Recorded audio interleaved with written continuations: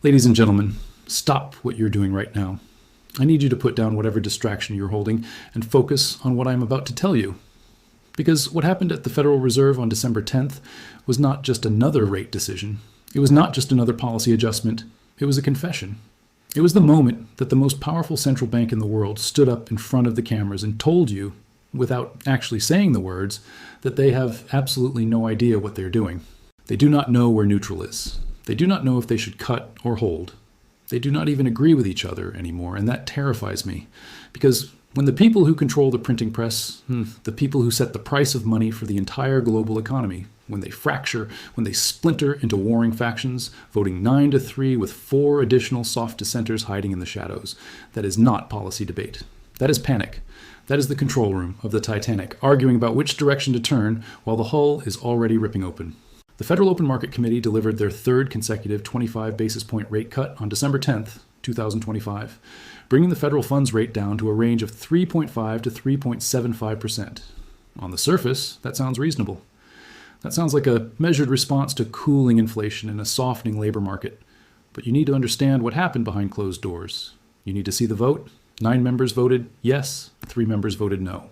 That is the most dissension, the most internal fracture at the Federal Reserve since September 2019, right before the repo market exploded and forced the Fed to print hundreds of billions of dollars in emergency liquidity. Do you remember September 2019? Do you remember when overnight lending rates spiked to 10% because the banks did not trust each other? We are seeing the exact same warning signs. We are seeing the exact same cracks in the foundation. The only difference is this time the cracks are inside the Fed itself. Governor Stephen Moran wanted to cut 50 basis points.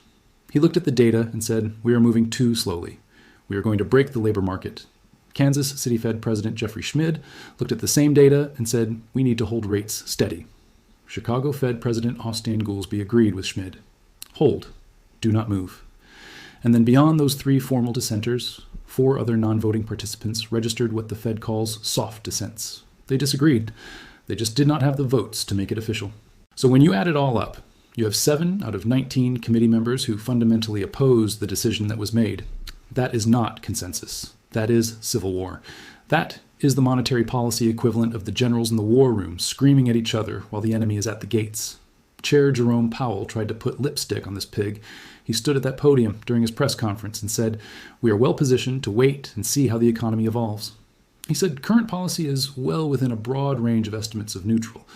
But here's the problem with that statement. The problem is that nobody, and I mean nobody, actually knows where neutral is. The Cleveland Federal Reserve estimates the nominal neutral rate at 3.7% with a 68% confidence interval that spans from 2.9% to 4.5%. Let me translate that for you. They are saying neutral could be 2.9, it could be 4.5, it could be anywhere in between. That is not precision. That is a dartboard. That is a guess, dressed up in mathematical clothing. The New York Fed has a different estimate. They think real R-star, that is the real neutral rate, sits at about 1.13%. Add a 2% inflation target to that, and you get a nominal neutral rate around 3.1%. That would mean the Fed is still restrictive. They need to cut more. But wait, the Richmond Fed has their own number. They estimate real R-star at 2.2%, which implies a nominal rate near 4.2%.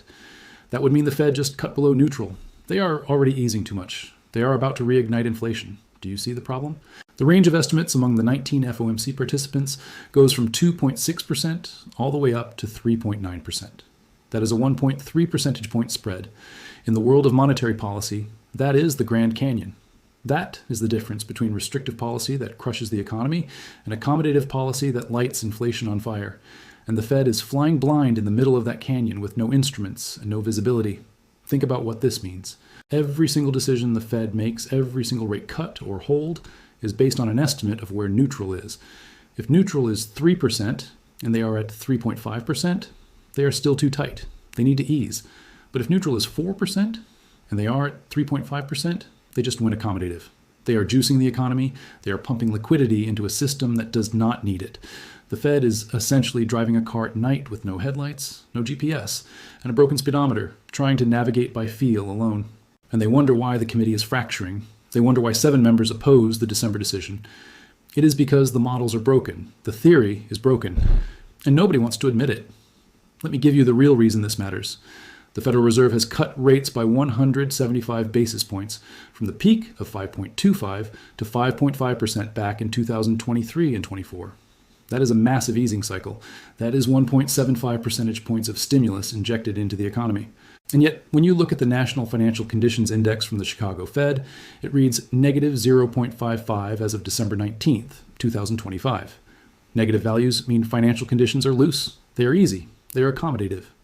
Despite the Fed hiking rates to 5.5% and holding them there for over a year, despite quantitative tightening draining $2.43 trillion out of the system, financial conditions never actually tightened. The transmission mechanism is broken. The Fed pulled the brake pedal and the car kept accelerating. They are turning the steering wheel and nothing is happening. The monetary policy machine that has governed the global economy for 40 years is no longer responding to inputs. And that should terrify every single person watching this video. Now let us talk about what the Fed cannot control, but desperately wishes it could. Let us talk about the Treasury market. Because while Jerome Powell was standing at that podium trying to sound confident and measured, the bond market was flashing warning signs that would make a reactor meltdown look calm. As of late December 2025, the 10-year U.S. Treasury note is yielding approximately 4.15%. The 2-year Treasury is yielding around 3.5%. That gives you a positive yield curve spread of about 65 basis points. Now, normally that would be healthy. Normally that would mean the market expects growth and everything is fine. But you need to understand where we came from. For 24 consecutive months, the longest inversion in recorded history, the yield curve was upside down. The 2-year yielded more than the 10-year. Every single time that has happened since 1960, and I mean every single time, a recession followed within 6 to 24 months. No exceptions. Perfect track record. The curve inverted in 2022. It stayed inverted through mid-2024. It just uninverted in 2025. Do you know what that means? It means the recession clock is ticking. History says we should expect a downturn sometime between now and mid-2026. The yield curve does not lie. It has a better forecasting record than the Fed, better than Wall Street, better than every economist combined. And right now it is screaming that pain is coming. But here is what the mainstream media is not telling you. Here is the part they are too terrified to report because it exposes the entire house of cards. The composition of the Treasury market, the actual buyers of U.S. government debt, has undergone a catastrophic transformation that makes the market structurally unstable. For decades, the bedrock of Treasury market demand came from foreign governments, central banks in China, Japan, Europe, the Middle East. They bought treasuries for strategic reasons, for diplomatic reasons, for reserve currency reasons. They were price-insensitive buyers. They did not care if yields were 4% or 3%. They bought because they had to. They provided stable, predictable, non-volatile demand that kept the market functioning smoothly. But over the last 4 years, foreign government holdings have collapsed as a percentage of the total Treasury market. They now hold less than 15%. 15%. Let me repeat that. The most stable buyer base in the history of global finance now owns less than 15% of the market. So who filled the gap? Who stepped in to buy the $38 trillion and growing of U.S. government debt? Hedge funds. The largest concentration of U.S. debt held outside the country is no longer in the vaults of the Bank of Japan or the People's Bank of China. It is in the Cayman Islands, a tax haven, a hedge fund domicile. These are not stable long-term investors. These are highly leveraged, profit-driven entities that can and will dump their holdings at a moment's notice. This is the fundamental instability at the heart of the global financial system. The Fed has lost control of its own committee, it has lost control of its policy tools, and it has lost control of the market that underpins everything. They are telling you everything is fine, while the data screams that it is not. You need to pay attention, you need to be prepared, and you need to understand the game that's being played. Thanks for watching. Don't forget to like and subscribe for more content that tells you what's really going on. Culmination. He is a director at J.P. Morgan and a former deputy chief of staff to Treasury Secretary Janet Yellen. He came out publicly and warned that this compositional shift has introduced unprecedented volatility into the Treasury market. His exact words were unusual turbulence.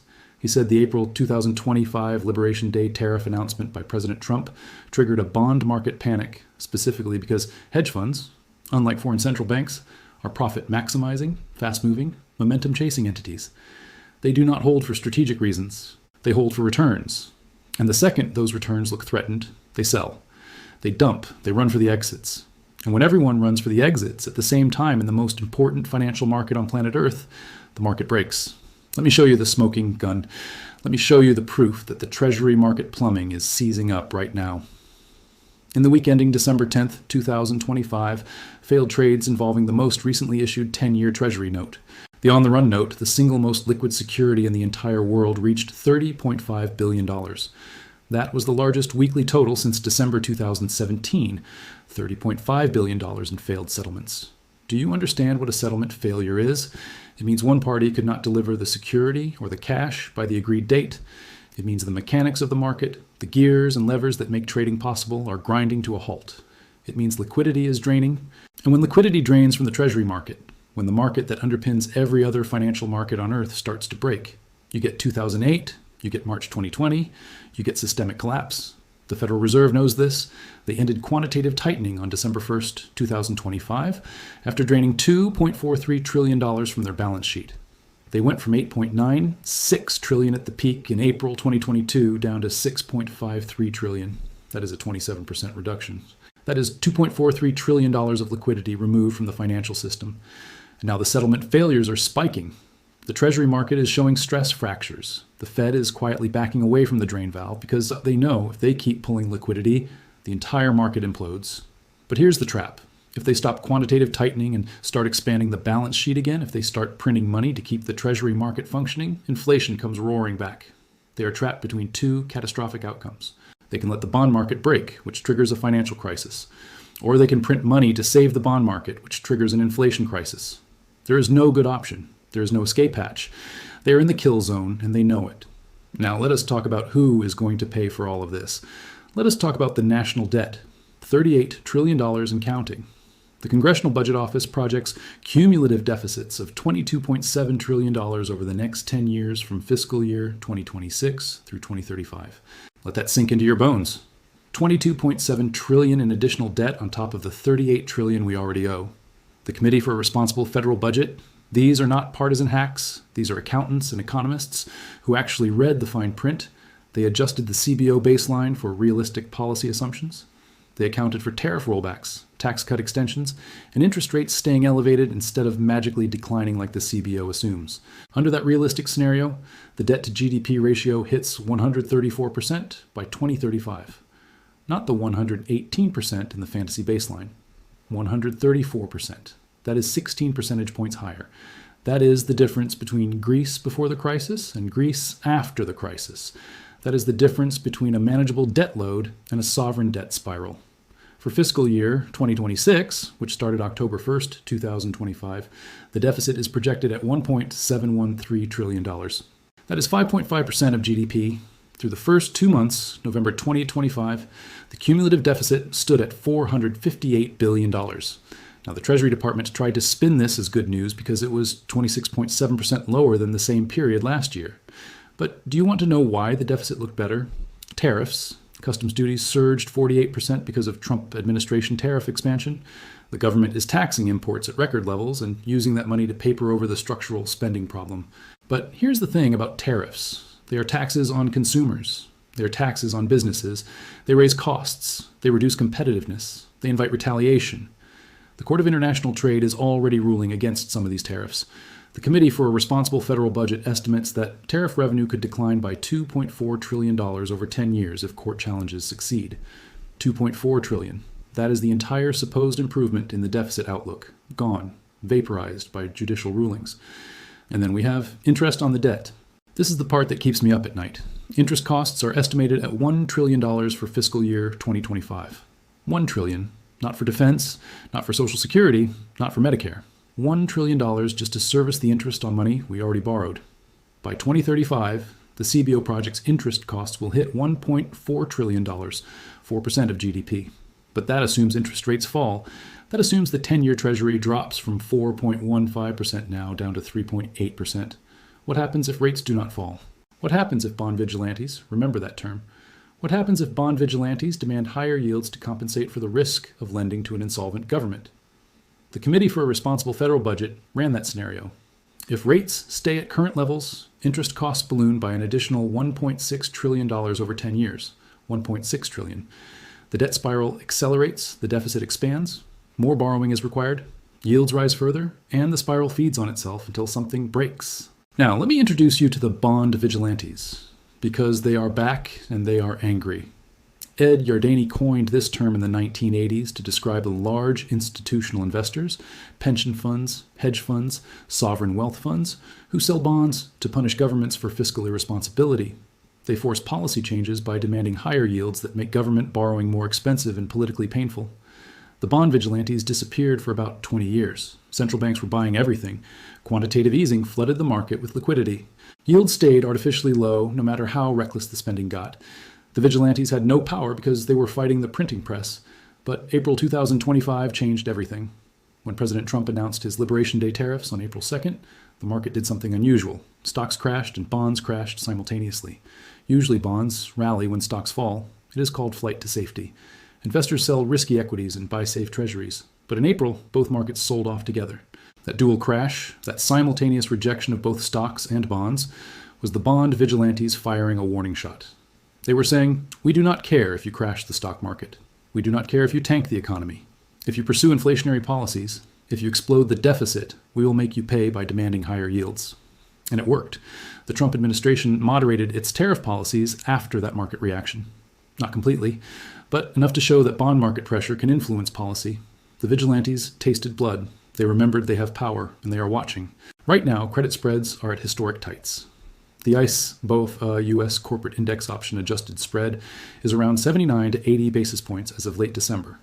That is the tightest level in 15 years. High yield spreads are similarly compressed at 1.78%, well below the 5-year average of 2.44% and the long-term average of 3.5%. What does that mean? It means investors are demanding almost no compensation for credit risk. They are buying corporate bonds and junk bonds like they are risk-free government securities. This is the opposite of vigilance. This is complacency. This is euphoria.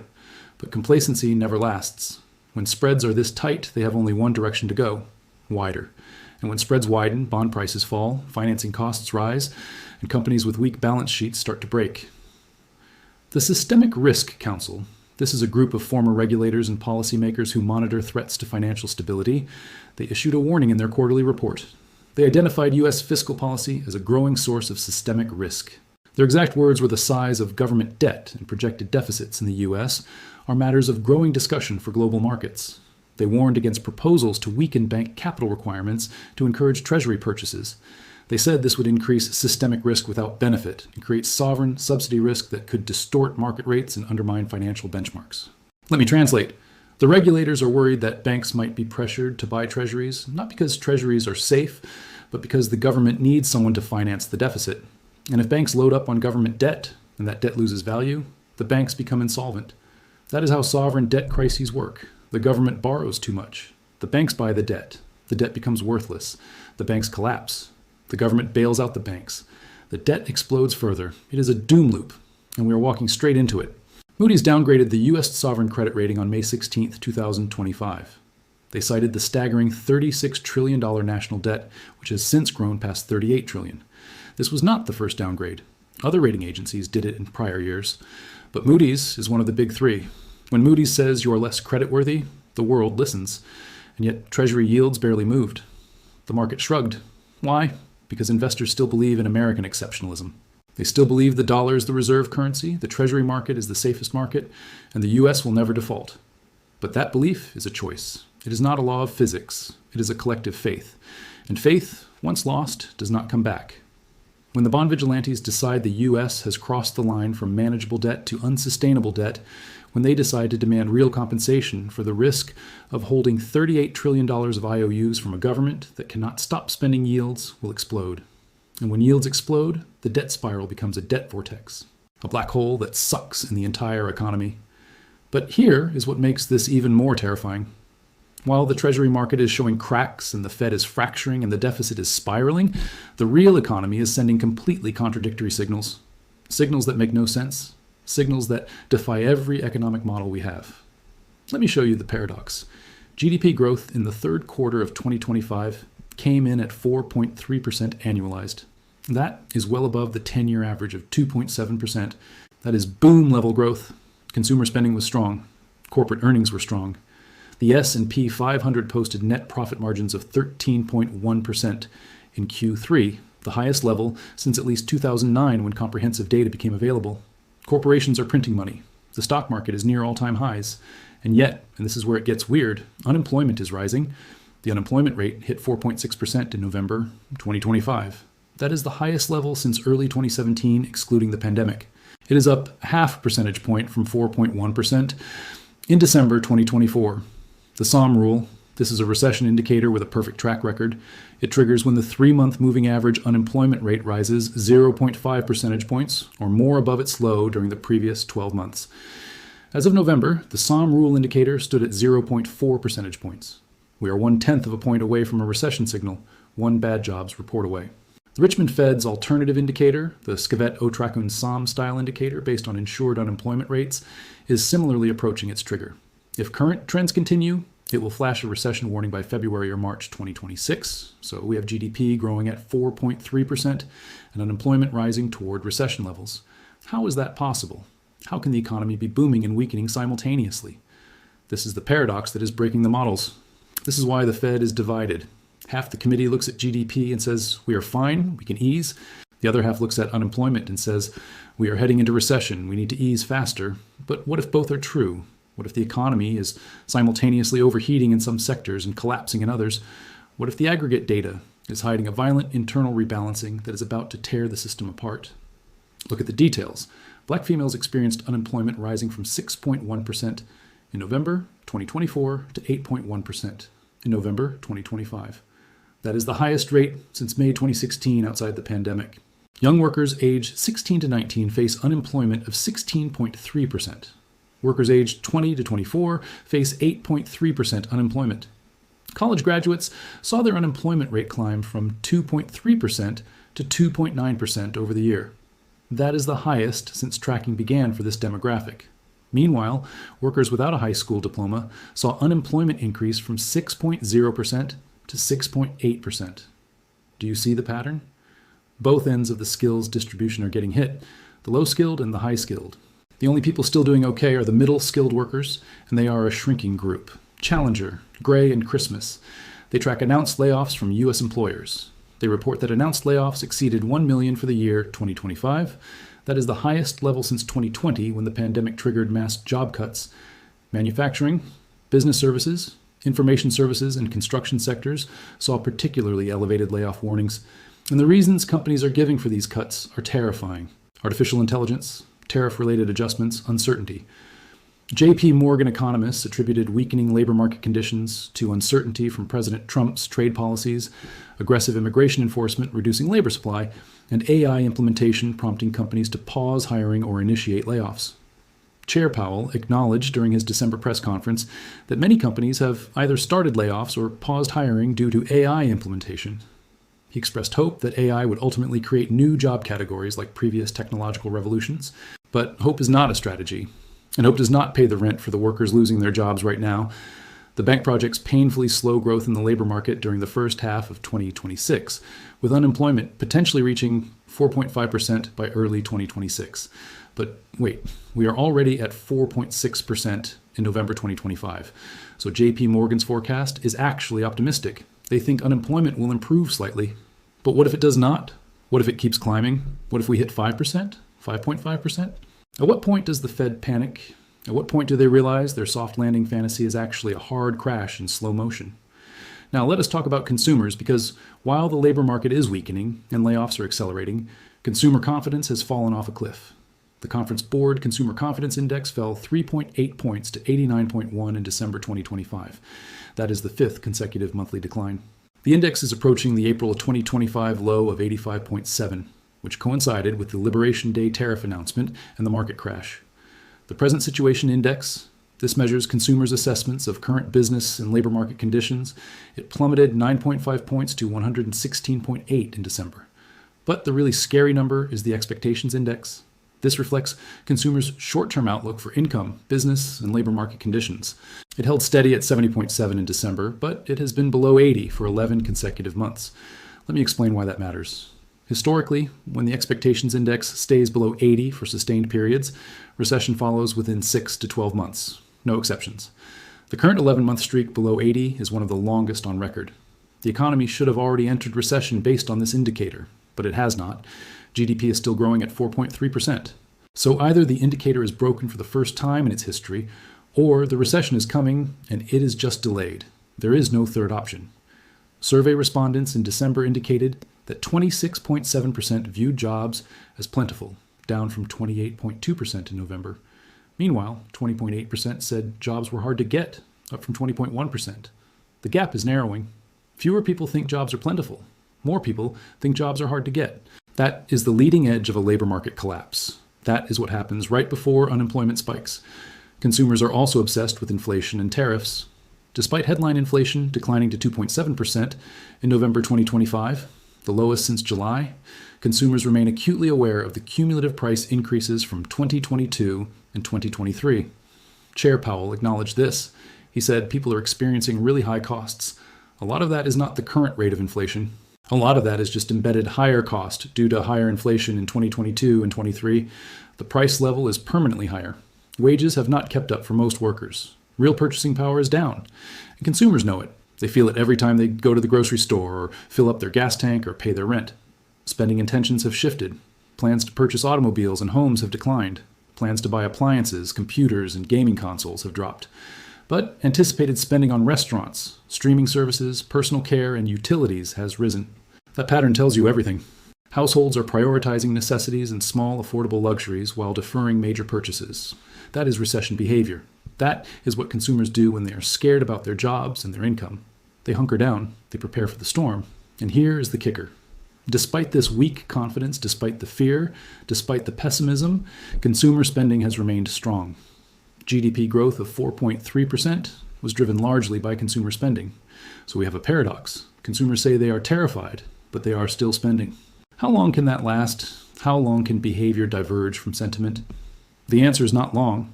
Eventually, sentiment catches up to behavior, or behavior catches up to sentiment. One of two things happens. Either consumers realize the economy is actually fine, and their confidence rebounds, or consumers stop spending, and the economy collapses to match their expectations.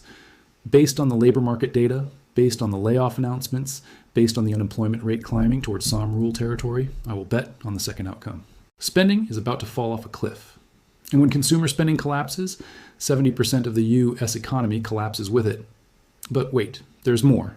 Because while consumers are scared and the labor market is weakening, corporate America is having a party. S&P 500 companies are projected to report earnings per share of approximately $272 for calendar year 2025. That represents year-over-year growth of 12.1 to 13.1%. All 10 sectors recorded positive earnings growth. The blended growth rate of 13.1% marks the fourth consecutive quarter of double-digit earnings expansion. And profit margins, as I mentioned, hit 13.1% in Q3, the highest on record. Wall Street consensus forecasts EPS of $305 to $306 for 2026, implying growth of 12.5 to 15%. Revenue growth is projected at 7% with modest margin expansion. How is this possible? How can corporations be printing record profits while unemployment is rising and consumers are terrified? The answer is simple. Corporations are cutting costs. They are laying off workers. They are squeezing productivity. They are using AI to replace humans. They are passing price increases to consumers. They are prioritizing margins over growth. And it is working. For now. But there is a trap here. A corporation can lay off workers to boost margins. But those workers are also consumers. When enough companies lay off enough workers, aggregate demand collapses. And when demand collapses, revenue growth turns negative. And when revenue goes negative, no amount of cost cutting can save margins. This is the paradox of thrift at the corporate level. Each individual company is making the rational decision to cut costs and protect margins. But collectively, they are engineering the recession that will destroy them all.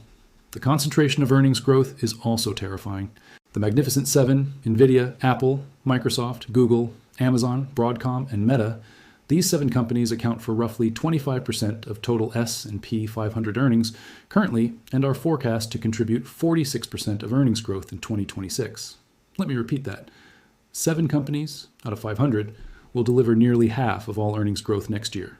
If those 7 companies stumble, if AI investment disappoints, if revenue growth slows, if regulators crack down, the entire market collapses. We have never been more concentrated. We have never been more dependent on a handful of tech giants. And history says concentration always ends badly. Always. The Nifty 50 in the 70s, the dot-com bubble in the late 90s, Every time the market becomes dominated by a small group of high-flying stocks, every time investors convince themselves that this time is different, the same thing happens. The stocks crash, the concentration unwinds, and the index gets cut in half. Equity strategists are projecting S&P 500 price targets for 2026. Goldman Sachs says 7,600. Morgan Stanley says 7,800. AI consensus models say 7,600 base case with a bullish scenario of 8,300 to 8,500 and a bearish scenario of 6,500 to 6,800.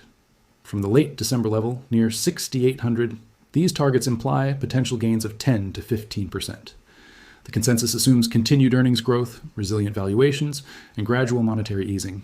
But here is the problem. The Shiller cyclically adjusted price to earnings ratio, the CAPE ratio, stood at 39.42 as of December 2025. That level has been reached only twice in 153 years, 1929 and the dot-com bubble of the late 90s. Both times were followed by crashes that cut the market in half or worse.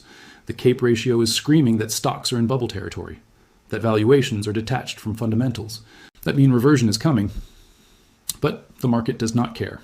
Investors are still buying, they are still chasing, they are still convinced that AI will change everything and justify any valuation. Maybe they are right, maybe this time really is different, but I would not bet my life savings on it. Now let me connect all of these pieces because this is where the systemic risk emerges. This is where the individual threads weave together into a noose. The Fed is divided and confused. They do not know where neutral is. They are cutting rates, but financial conditions are not tightening. The Treasury market composition has shifted from stable foreign governments to flighty hedge funds. Settlement failures are spiking. Liquidity is draining. The national debt is $38 trillion and growing. Cumulative deficits are projected at $22.7 trillion over the next decade. Interest costs are exploding. Bond vigilantes are circling. The yield curve inverted after the longest inversion in history, signaling recession within 6 to 24 months. Unemployment is rising towards Somme rule territory. Layoff announcements exceeded 1 million for 2025. Consumer confidence is at recession warning levels and has been below critical thresholds for 11 consecutive months. And yet GDP is growing at 4.3% and corporate profit margins are at record highs. These facts cannot all be true simultaneously under normal conditions. Something has to give. Either the weak labor market and consumer confidence are false signals and the economy is actually fine, or the strong GDP and corporate profits are lagging indicators that have not yet reflected the underlying weakness. One of these data sets is lying. And based on the leading nature of unemployment and confidence versus the lagging nature of GDP and corporate earnings, I know which one I trust. The economy is headed for recession. The timing is uncertain. It could start in Q1 2026. It could be delayed until Q3 or Q4. But it is coming. The Somme rule does not lie. The yield curve does not lie. Consumer confidence does not lie. And when the recession hits, all of the contradictions resolve. GDP growth turns negative. Corporate profit margins collapse. Unemployment spikes above 5%. Consumer spending crashes. The stock market reprices from CAPE ratio of 39 down to the historical mean around 16. That implies a 50 to 60% decline from current levels. The S&P 500 falling from 6,800 to 2,700 or 3,400. The Magnificent Seven getting cut in half or worse. The wealth effect reversing, households watching their 401k accounts evaporate, the negative wealth effect crushing consumption further, the recession feeding on itself. And here's where it gets truly catastrophic. When recession hits, tax revenues collapse. The deficit explodes from 1.7 trillion to 3 trillion or 4 trillion as automatic stabilizers kick in. Unemployment insurance, Medicaid, food stamps, all the safety net programs that expand automatically when the economy contracts. The Treasury has to issue trillions more in debt to finance the exploding deficit. But the bond vigilantes are watching. They see the deficit spiraling. They see the debt to GDP ratio heading toward 140% or 150%. They see the United States becoming the next Greece or Italy or Japan. And they demand higher yields. The 10-year Treasury goes from 4.15% to 5%, then 5.5%, then 6%. Each uptick in yields increases interest costs on the $38 trillion debt. Each increase in interest costs expands the deficit. Each expansion of the deficit requires more borrowing. More borrowing pushes yields higher. The debt spiral becomes a debt tornado, a self-reinforcing vortex that accelerates exponentially until something breaks. What breaks? The Fed breaks. They are forced to choose. They can let yields rise, let the Treasury market collapse, let the government become unable to finance itself. That triggers a sovereign debt crisis and a depression. Or they can step in. They can restart quantitative easing. They can buy treasuries to cap yields. They can print money to finance the deficit. That triggers runaway inflation. Those are the only two options: depression or inflation, hard landing or hyperinflation. There's no soft landing. There's no muddle through. The mathematics of the debt spiral do not allow it. The Fed will choose inflation. They always choose inflation. Central banks always print rather than allow deflation and depression. It is their institutional bias. It is what they are designed to do. So they will print. They will buy treasuries. They will cap yields at 4% or 5% or wherever they draw the line. And when they do that, when they explicitly monetize the deficit, the dollar collapses. The reserve currency status ends. Foreign holders dump treasuries and dollars. Capital flees to gold, to Bitcoin, to real assets, to anything that is not a claim on an insolvent government. Inflation goes from 2.7% to 5% to 10% to 15%. Not hyperinflation like Weimar Germany, but high persistent inflation that destroys living standards and savings in the middle class. This is the endgame. This is what the data is telling us. The Fed is trapped. The Treasury market is unstable. The fiscal position is unsustainable. The labor market is cracking. Consumer confidence is broken. And the only thing holding it all together is momentum, is inertia, is the collective belief that it cannot happen here, that America is different, that the dollar is safe, that the Fed is competent, that the politicians will fix it. But belief is fragile. Belief can evaporate in a single trading session. We saw it in April 2025 when Liberation Day tariffs triggered simultaneous crashes in stocks and bonds. We saw the system wobble. We saw the foundation crack. And the only reason it did not collapse is because policymakers backed down. They moderated the tariffs. They reassured the markets. They bought time. But you cannot buy time forever. Eventually the bill comes due. Eventually the math catches up. Eventually the contradictions resolve. And when they do, when the recession hits and the deficit explodes and the yields spike and the Fed prints, the world will realize that the safe asset was never safe. The reserve currency was never sound. The competent central bank was flying blind the whole time. So what do? How do you prepare for this? How do you position yourself on the right side of the greatest wealth transfer in modern history? Let me be very clear. You cannot stop this. You cannot fix this. The time for prevention passed 10 years ago when the debt was 18 trillion instead of 38 trillion. The time for reform passed 5 years ago when the Fed could have normalized gradually instead of whipsawing between extremes. We are past the point of no return. We are in the acceptance phase. The only question now is whether you're positioned as a victim or as a beneficiary. The victims are the people holding long duration bonds, the people who bought 30-year treasuries at 4% thinking they locked in a safe return. When yields spike to 7% or 8%, those bonds lose half their value. Victims are the people holding cash and dollars expecting it to hold purchasing power. When inflation hits double digits, cash loses 10 to 15% of its value every year. Victims are the people fully invested in overvalued equities with no hedges, no diversification, no insurance. When the market crashes 50%, their net worth gets cut in half. The beneficiaries are the people who understand that in a debt spiral and currency crisis, you want to own real things. Hard assets, gold, silver, commodities, real estate, productive businesses, anything that cannot be printed, anything that has intrinsic value independent of government promises. The beneficiaries are the people who hold assets that benefit from inflation.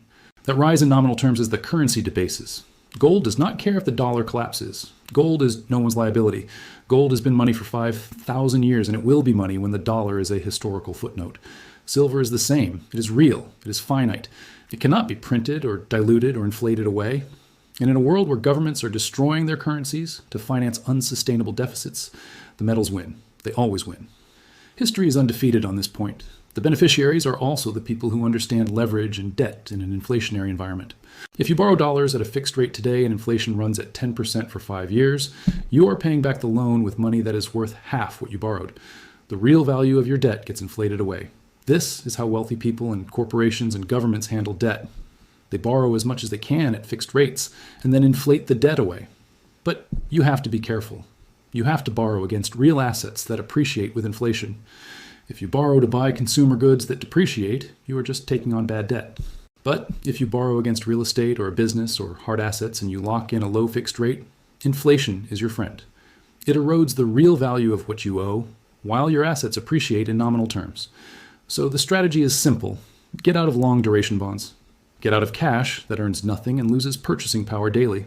Reduce exposure to overvalued equities, especially the mega cap tech stocks, trading at absurd valuations based on AI hype. Shift into real assets, gold, silver, commodities, real estate. productive businesses with pricing power. If you have debt, make sure it is fixed rate debt against appreciating assets. If you have savings, convert them into things that hold value when the currency collapses. And if you have income, use it to acquire assets now before the crisis hits and prices explode. Because when the Fed starts printing to cap Treasury yields, when they restart QE on a scale that makes 2020 look like a rounding error, when they inject 5 trillion or 10 trillion into the system to prevent a depression, the people holding dollars will be destroyed. And the people holding real things will be enriched beyond imagination. This is not a prediction. This is not a forecast. This is math. This is the inevitable consequence of the path we are on. The Fed is divided because they know this is coming, and they do not know how to stop it. The Treasury market is cracking because the buyers know the U.S. is insolvent. The labor market is weakening because AI and tariffs and uncertainty are destroying jobs. Consumer confidence is broken because people sense the fragility even if they cannot articulate it. Corporate profits are at record highs because companies are squeezing the last drops of blood from workers and consumers before the system collapses. The yield curve, yuan inverted right on schedule signaling recession. The SOM rule is 1/10 of a point from triggering. The expectations index has been below 80 for 11 months. The CAPE ratio is at levels seen only twice in 153 years, both times before crashes. The national debt is 38 trillion with 22.7 trillion more coming. Interest costs are approaching 2 trillion a year. Bond vigilantes are circling.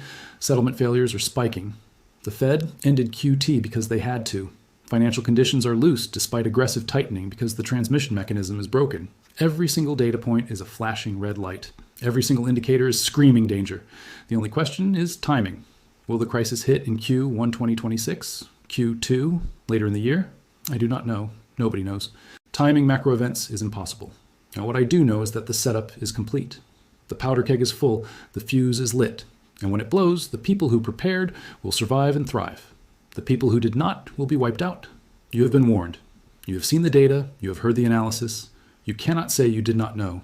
The information is public. The warning signs are everywhere. The only question is whether you act on it or ignore it, whether you position yourself as a victim or as a beneficiary, whether you trust the institutions that are telling you everything is fine or trust the data that is screaming everything is not fine. I have made my choice. I have positioned myself for the crisis. I own hard assets. I own metals. I own real things that will hold value when the paper burns.